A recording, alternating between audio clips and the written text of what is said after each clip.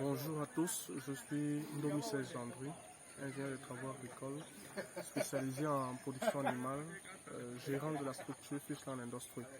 Donc aujourd'hui, nous allons vous parler de la différence de rentabilité entre le système hors sol, que l'on connaît comme étant l'élevage des poissons dans les bacs en bâche et les bacs bétonnés, ou alors le système sous terre, comme vous pouvez observer derrière moi, qu'on appelle communément les étangs.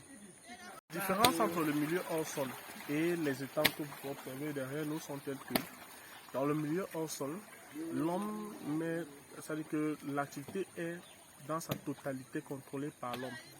Il y a les pêches de contrôle qui sont régulièrement pratiquées pour contrôler l'état sanitaire des poissons. Il y a l'eau qui est continuellement renouvelée, qui est renouvelée fréquemment, parfois journalièrement ou chaque 2 jours, selon l'effectif qu'on a mis dans notre bac.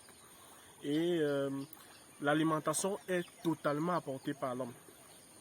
Ce qui fait que, contrairement aux étangs, les charges sont plus abondantes. C'est-à-dire que pour renouveler l'eau, par exemple, on a l'énergie électrique pour ceux qui utilisent des pompes immergées avec des forages ou alors des puits aménagés.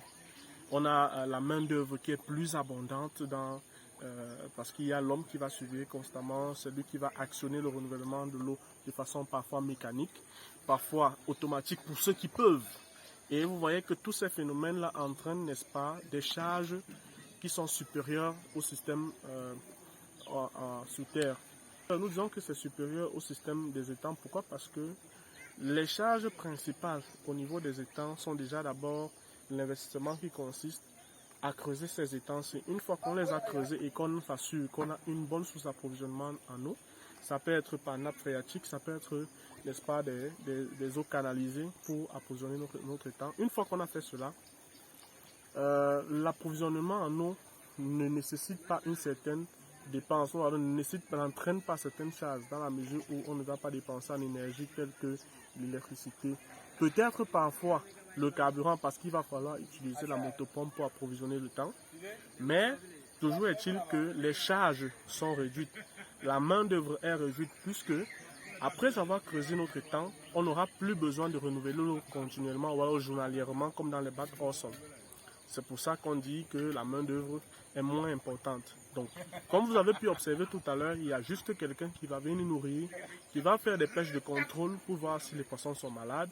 S'ils sont malades, on apporte le traitement vétérinaire qu'il faut, qui sera donc adéquat. Et généralement, avec les calculs et l'expérience qu'on a eu à avoir dans nos différents élevages, on s'est rendu compte que dans le système hors sol, il nous arrive de dépenser jusqu'à parfois 1300 francs par kilogramme. Et lorsqu'on le vend, parfois à 1800 ou 2000 francs le kilo, on se retrouve 800 francs de bénéfices.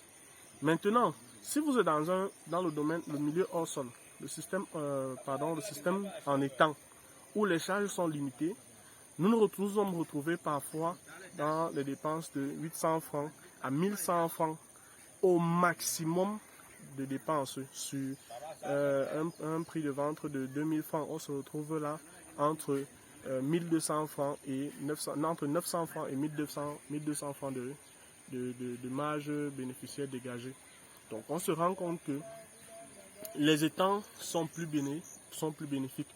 Seulement, ce qui bloque à ce niveau, c'est que il faut déjà disposer des avantages pour un terrain approprié pour la pisciculture. Or, avec le milieu hors sol, vous pouvez valoriser n'importe quel endroit. L'essentiel, c'est que vous ayez une source d'approvisionnement en eau qui correspond à ce type d'élevage-là. Donc, la seule contrainte avec les étangs, c'est qu'il vous faut avoir du terrain adéquat à l'élevage de poissons. Et aussi, la limite aussi, c'est que le suivi n'est pas très sophistiqué. Pourquoi? Parce qu'il y a des facteurs exogènes qui ne dépendent pas forcément de nous, qui interviennent, tels que parfois le climat. Parfois, à cause du climat, le niveau d'eau peut baisser. Parfois, il peut y avoir tarissement de la nappe phréatique si nous avons des étangs qui s'approvisionnent par nappe phréatique. Et ces valeurs-là ne dépendent pas de nous. Donc, on peut être buté parfois. Or, avec le milieu hors sol, on contrôle au moins à 99% notre élevage. Donc voilà. Donc ce qu'on retiendra de cette vidéo, c'est que l'élevage en étant est de moins plus rentable que l'élevage en hors-sol. Seulement l'avantage avec le hors-sol, c'est qu'on peut valoriser tous les espaces dont nous disposons une fois que nous avons un espace.